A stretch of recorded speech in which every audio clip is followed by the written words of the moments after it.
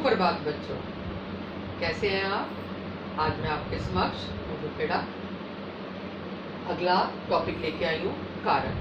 पहले हमने संज्ञा, सर्वनाम, वचन, लिंग पढ़ा। अब कारक। कारक जो है ये भी संज्ञा, वचन और लिंग के साथ जुड़ा हुआ है।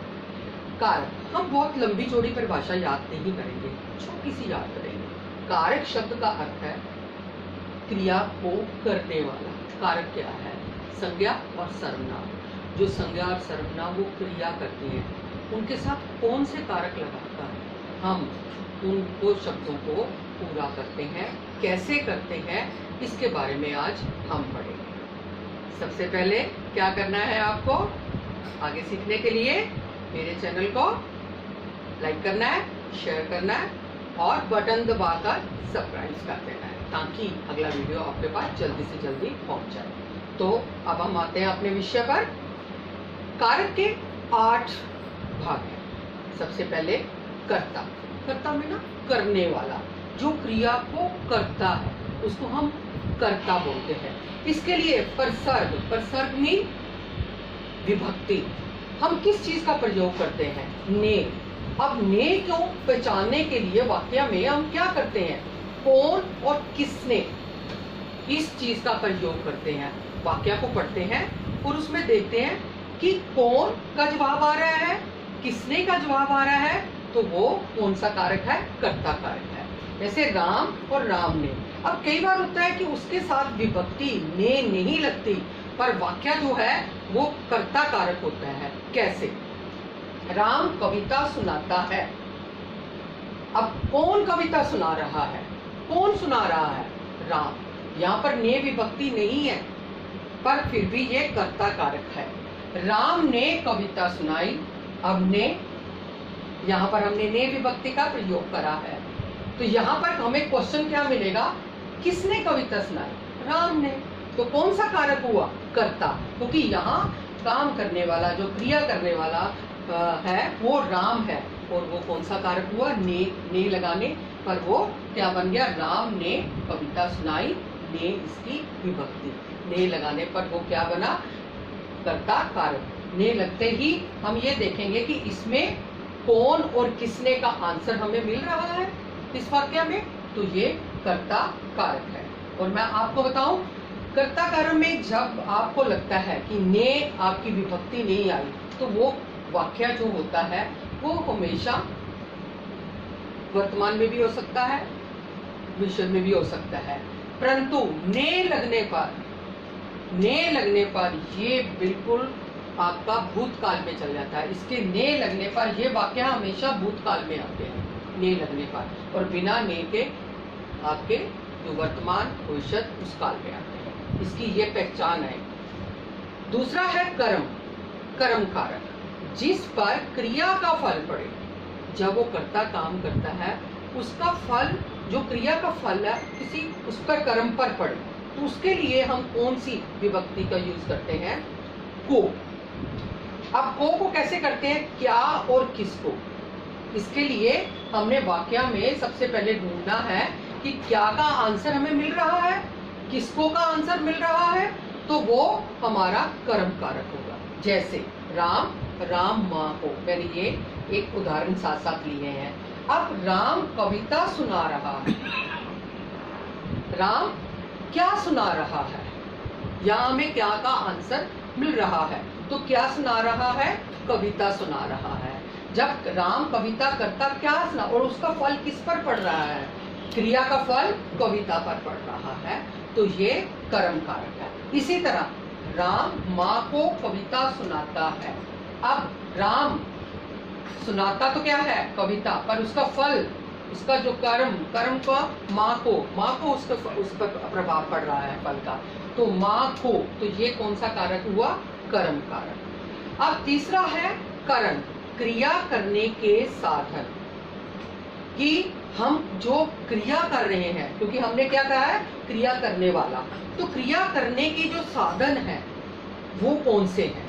हम क्रिया करते हैं तो किन्हीं साधनों के साथ करते हैं, तो वो करण कारक में आते हैं। कैसे? इसके लिए विभक्ति लगती है आपकी से और के द्वारा। से और के द्वारा इसकी विभक्ति लगती है। हम इसको कैसे इसको सॉल्व करते हैं?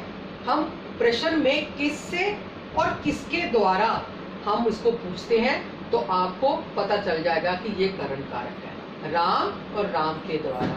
अब क्या है, मैंने वाक्य क्या बनाया, इसका उदाहरण में वाक्य में प्रयोग करा, राम कार से स्कूल जाता है। अब साधन क्या है? मैंने आपको बोला ना, करण में क्रिया का साधन साथ में बताया जाता है, क्रिया करने का साधन। कार इसका साधन है, कार से स्कूल जाता है। राम ने ब्रश के द्वारा चित्रकारी की, इसमें हमने से और के द्वारा दोनों का प्रयोग करा है। इसमें क्या है, साधन जो है, ब्रश इसमें साधन है, इसमें कार साधन है। और इसमें सबसे बड़ी पहचान है करण की, एक तो क्रिया करने के साधन होते हैं और वो जितने भी साधन हम क्रिया के अंदर प्रयोग करते हैं, कर्ता प्रयोग करता है, वो सारे निर्जीव संज्ञा होती है। माता जी चाकू से सब्जी काट रही है, चाकू क्या है? निर्जीव है। तो अध्यापिका स्केल से पढ़ा रही है, स्केल क्या है? निर्जीव है। तो इसकी ये भी एक बहुत बड़ी पहचान है कि जब हम क्रिया करते हुए जिस साधन का प्रयोग करते हैं वो साधन संज्ञा के रूप में संज्ञा होती है, पर उसका प्रयोग जो है निर्जीव रूप में होता है। अगला है संप्रदान, जिसके लिए क्रिया की जाए। संप्रदान का मतलब ऐसे होता है देना किसी चीज को, जिसके लिए क्रिया की जाए, जो हम क्रिया कर रहे हैं। को और के लिए, ये इसकी दो विभक्तियां हैं। इसको हम कैसे करते हैं? क्वेश्चन में हम पूछते हैं किसके लिए या किसको, कि हम ये काम किसके लिए कर रहे हैं और किसको दे रहे हैं। राम मोहन के लिए और मोहन को, राम मोहन के लिए किताब लाया। अब इसमें मोहन को, राम जो है मोहन के लिए किताब है, देने की भावना है। राम ने मोहन को किताब दी। अब यहाँ पर के लिए, यहाँ पर को है, दोनों वाक्य के अंदर आपकी देने की भावना है, कुछ किए या दिए जाने की भावना, या किसी पर कुछ करना, किसी के लिए कोई काम करना, या उसको कुछ देना, जो भी है वो संप्रदान। और संप्रदान का मतलब ही देना होता है। जिस वाक्य में आपको कुछ देने की भावना या किए जाने की भावना का बोध हो तो वो संप्रदान कारक होता है, और उसमें किसके लिए और किसको, उसकी विभक्तियां हैं जिससे हम पहचान करते हैं। अपादान, अगला, अलाव, होना। अलगाव कैसे होना? कि किसी चीज का किसी चीज से अलग हो जाना। जब हम किसी चीज को पसंद नहीं करते तो हम उसको अपने अंश से परे हटा देते हैं, हमें अच्छा नहीं लगता है, इस तरह की बातें भी करते हैं। और भी कोई बहुत सारी आदतें जो अपने से अलग हो जाती हैं। अपादान, इसमें से विभक्ति का प्रयोग होता है, से अलग। अब हम कहेंगे हमने से ऊपर भी करा था करण में, यहाँ भी से है और मैडम यहाँ पर भी से है, पर यहाँ क्या है? क्रिया करने का साधन है। यहाँ पर एक निर्जीव संज्ञा साधन होगा, पर यहाँ पर साधन नहीं है, यहाँ पर अलग होना है, किसी चीज से अलग होना है। इसलिए यहाँ से अपादान के लिए आएगा, और जब हम साधन के लिए करेंगे तो वो करण कारक के लिए आएगा। अपादान कारक के लिए भी से आता है, पर वो अलग करता है। कैसे? वृक्ष से, बस से। अब वृक्ष से पत्ते गिर रहे हैं, वृक्ष क्या? पत्ते किसके हैं? वृक्ष के हैं। पर वो जब वृक्ष से नीचे गिर जाते हैं तो वो उससे अलग हो जाते हैं। तो यहाँ पर देखो अलग होने की भावना का पता चलता है, अलग होने का बोध पता चल रहा है। राम बस से उतरा, अब बैठा तो वो बस में था, पर बस से उतर गया तो वो उससे अलग हो गया। तो यहाँ पर क्या है? अलग, तुलना, दूरी, शर्माना, बहुत सारी चीजें हैं जो अपादान को हमें, अपादान कारक के बारे में बताती है। जैसे अलग का मैंने आपको बताया, तुलना। राम से ज्यादा मोहन बुद्धिमान है, से तुलना की गई है, दोनों अलग अलग हो गए ना तुलना में। दूरी, मेरा घर विद्यालय से बहुत दूर है, घर और विद्यालय की दूरी में अलग होना, तो ये भी दूरी। शर्माना, छोटा बच्चा कविता सुनाने से घबराता है या शर्माता है, तो ये भी शर्माना, ये जितने वाक्य हैं, अलग, तुलना, दूरी, शर्माना, ये सब, ईर्षा, ये सब जितने भी हैं वो अपादान कारक में आते हैं, जो हमारा अलगाव पैदा करते हैं हमारे अंदर, और वाक्य में उसी चीज, वही चीज हमें नजर आती है। नंबर 6, संबंध। अब संबंध तो आप नाम से ही पता चलता है कि संबंध कारक क्या है। संबंध, किसी से रिलेशन होना। वाक्य में अन्य पदों के साथ जो अन्य व्यक्ति, पिता, माता, दोस्त, मित्र, सहेली, कुछ भी, कोई भी किसी के साथ संबंध होना, उसमें हम का, के, की, रा, रे, री, ना, ने, नी, ये तीनों आपके जो है वो विभक्तियां आती हैं। किसके, किसकी, किसको। अब हमने क्वेश्चन पूछते हुए किसको और किसकी और किसको ये पूछना है वाक्य के अंदर, तो हमें झट से पता चल जाएगा कि वो संबंध कारक है। कैसे? राम के पिता, हमने राम की, तुम्हारा घर, अपना काम, ये मैंने 3 उदाहरण लिए हैं। अब इन उदाहरण पर हम वाक्य कैसे बनाएंगे? राम के पिता डॉक्टर हैं। अब राम और पिता दोनों के आया, इन दोनों का संबंध है, पिता और बेटे का।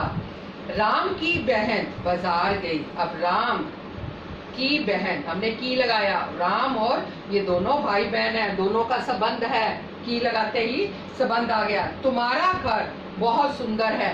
तुम्हारा और रा, पीछे रा आया, जैसे मैंने रा, रे, री बताया। तुम्हारा घर बहुत सुंदर है, घर और तुम्हारा सर्वनाम के अंदर। अपना काम करो, अपना, ना, ने, नी, ना लगाते ही एक दूसरे के साथ संबंध होना। जब हम के लगाते हैं तो पुल्लिंग का बोध होता है, जब की लगाते हैं तो स्त्रीलिंग का बोध होता है। तो इसी तरह हम काके, की, रारे, री और नाने, नी लिंग के अकॉर्डिंगली हम वाक्य को देखते हैं और जानते हैं कि वो कौन सा कारक है, संबंध कारक है या नहीं। अब आ जाता है अधिकरण, क्रिया के होने के स्थान या आधार। अधिकरण में ना होता है जहां क्रिया की जा रही है उसमें या स्थान में, या उसका आधार क्या है। जैसे में और पर, इसके विभक्ति है, तो इसको में और पर को हम कैसे लेंगे? क्वेश्चन में पूछेंगे किस में और किस पर, घर में या छत पर। राम घर में है, घर के अंदर, तो में। बंदर छत पर है, छत पर। तो यहाँ पर और में हमें मुझ पर कृपा करो, आधार का बोध, हमें किसी आधार का बोध कराता है कि किस आधार पे, किस स्थान में।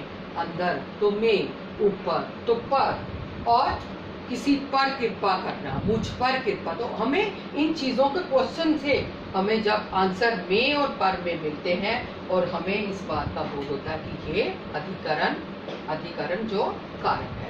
अब लास्ट में संबोधन, ये तो सब बच्चे जानते हैं। संबोधन में किसी को संबोधित करना, बुलाना, पुकारना, चिल्लाना, कुछ भी, तो उसको संबोधित करने वाली जो क्रिया होती है उसको हम संबोधन कारक बोलते हैं। इसमें हे, अरे, हेलो, जो आजकल का बहुत ही चलने वाला एक संबोधित शब्द है, हेलो। हम जब भी किसी में हेलो क्या हाल है बोलते हैं, हम हिंदी हैं, और हेलो हम किसका शब्द प्रयोग करते हैं, इंग्लिश का। तो इस तरह से हे प्रभु, इसका हमने उदाहरण लिया, हे प्रभु मेरे संकट दूर करो। तो हम प्रभु को संबोधित करते हैं, उनको पुकारते हैं मन से। अरे ये क्या कर डाला, जब भी कोई बच्चा कोई काम उल्टा सीधा करता है, मगर अरे ये क्या कर डाला, तो हम वो बच्चा, वो व्यक्ति झट से समझ आता है ये अरे मुझे बोला गया है, मुझे संबोधित किया गया है। हेलो राम क्या हाल है, हम किसी को बोलते हैं हेलो क्या हाल है, तो वो व्यक्ति समझ आता है कि मुझे संबोधित किया गया है। वो नाम नहीं लेते हम उसका। बच्चों खूब मेहनत करो। अब कई बार होता है कक्षा में हम बच्चों को बोलते हैं बच्चों खूब मेहनत करो, तो हम सब बच्चों को संबोधित करते हैं। तो संबोधन का मतलब है किसी को संबोधन करना, बुलाना, पुकारना। इस प्रकार बच्चों आज हमने क्या पढ़ा, कारक। कारक शब्द का अर्थ पढ़ा, क्रिया को करने वाला, उसके भेद पढ़े, कर्ता ने कर्म को करण से के द्वारा संप्रदान को के लिए, अपादान से अलग, संबंध काके की, रारे री, नाने नी, अधिकरण में पर और संबोधन हे अरे। तो इस तरह से हमने बड़े ही छोटे तरीके से और आसान तरीके से जाना कि हमने इन कारक को कैसे प्रयोग करना है और कैसे इनको समझना है कि हमने जैसे ही वाक्य है हमें पता होना चाहिए कर्ता है या कर्म है या करण है या संप्रदान है या अपादान है, संबंध है, संबोधन है, अधिकरण है, जो भी कारक है हम वाक्य पढ़ के उसको देख सके। विभक्तियां देखनी है आपको, फिर उसकी पहचान करनी है, तो कौन किसने क्या ऐसे लगाकर हमने क्वेश्चन से पहचान करनी है और उसके बाद वाक्यों में उसको अब देखना है कि उसका प्रभाव किस पर पड़ रहा है, उसके बारे में जानकर हम इन कारक का जो जितने भी क्वेश्चन है हम बड़े आसानी से इसको सॉल्व कर सकते हैं। आशा करती हूँ सब बच्चों को बड़े आसानी से ये समझ में आ गया होगा। और ये लिखी हुई जो मेरा है, यदि आप ध्यान से इसको भी पढ़ोगे तो आपको बड़े आराम से ये समझ में आएगा कि हमने कारक को कैसे पहचानना है। वो कर्ता है, कर्म है, करण है, संप्रदान है, अपादान है, संबंध है, अधिकरण है, या संबोधन कारक है। तो आप ये सब बड़े आसानी से जान गए होंगे। आशा करती हूँ सबको मेरा ये वीडियो बहुत अच्छा लगा होगा। और इसके लिए आपको क्या करना है, लाइक, शेयर एंड बटन दबाकर सब्सक्राइब करना है, ताकि आपके पास जल्दी से दूसरा वीडियो आए और आप मुझे देख सकें। धन्यवाद।